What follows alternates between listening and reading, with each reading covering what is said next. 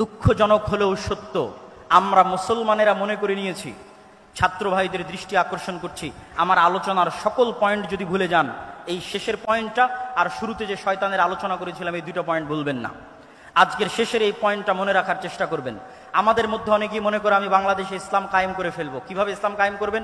সবাই যদি নামাজি হয়ে যায় ইসলাম কায়েম হয়ে গেল, সবাই যদি পর্দা করে ইসলাম কায়েম হয়ে গেল। জি না, ইসলামের সবচেয়ে বেসিক এলিমেন্ট, সবচেয়ে মূল ভিত্তি হচ্ছে সত্যবাদিতা, ন্যায়পরায়ণতা। বাইতুল মুকাররমের মধ্যে নামাজি মানুষ মারামারি করতেছে, বাইতুল মুকাররমের মধ্যে যার দাড়ি আছে, টুপি আছে, পাঞ্জাবি আছে, সে মারামারি করতেছে। তার মানে কি?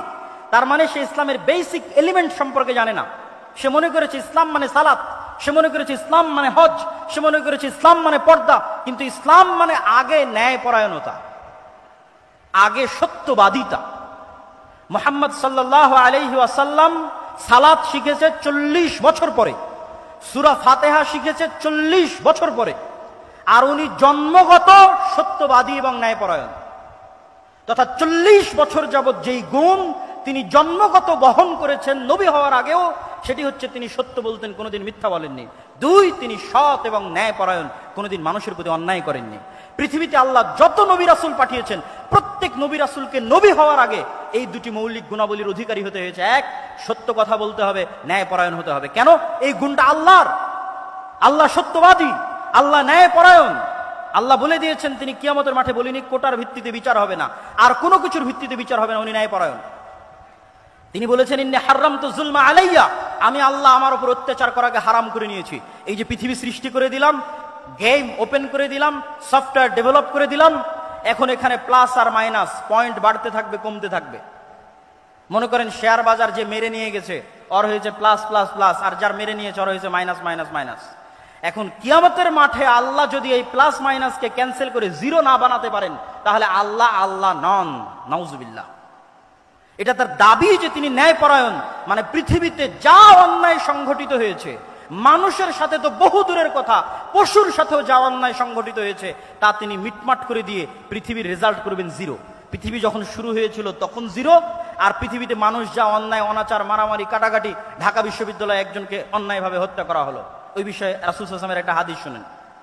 রাসূল সাল্লাল্লাহু আলাইহি ওয়াসাল্লাম বলছেন, লাউ ইজতামা আল ইনসু ওয়াল জিন, সারা পৃথিবীর সব মানুষ আর সারা পৃথিবীর সব জিন মিলে যদি একজন নিরপরাধ মানুষকে হত্যা করে, তাহলে আল্লাহ সুবহানাহু ওয়া তাআলা সারা পৃথিবীর সব মানুষ আর সব জিনকে জাহান্নামে নিক্ষেপ করতে 2 বারও ভাববেন না, চুল পরিমাণও চিন্তা করবেন না। এটাই তার ন্যায়পরায়ণতার মাপকাঠি, তিনি ন্যায়পরায়ণ। তাহলে ইসলামের মূল শিক্ষা কি?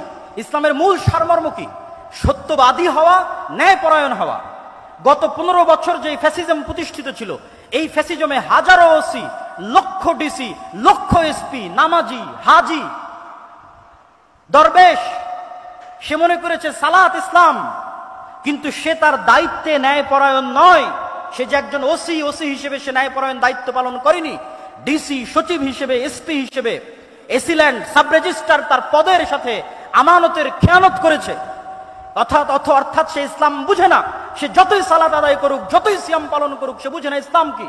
রাসূল সাল্লাল্লাহু আলাইহি ওয়াসাল্লাম বলেছেন, সাবআতু ইউদিল্লুহুমুল্লাহ ইয়াওমা লা দিল্লা ইল্লা দিল্লুহ, 7 শ্রেণীর মানুষকে আল্লাহ কঠিন কিয়ামতের মাঠে বিশেষ ছায়া দিবেন। তার 1 নাম্বার, আলেম নয়, হুজুর নয়, তাহাজ্জুদ গুজার নয়, পর্দাশীলা নয়, ইমামুন আদিল, যে তার দায়িত্বে ন্যায়পরায়ণ প্রিন্সিপাল, ওসি, ডিসি, প্রধানমন্ত্রী, প্রধান উপদেষ্টা, ন্যায়পরায়ণ সমন্বয়ক জান্নাতে যাবে।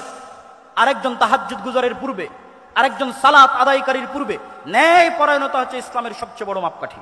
অতএব ছাত্র ভাইদের উদ্দেশ্যে আমার উদাত্ত আহ্বান থাকবে, আমার উদাত্ত ডাক থাকবে যে ইসলামের সকল শিক্ষা যদি আমরা ভুলে যাই, এই দুটো মৌলিক শিক্ষার উপর যদি আমরা একটা প্রজন্ম তৈরি করতে পারি।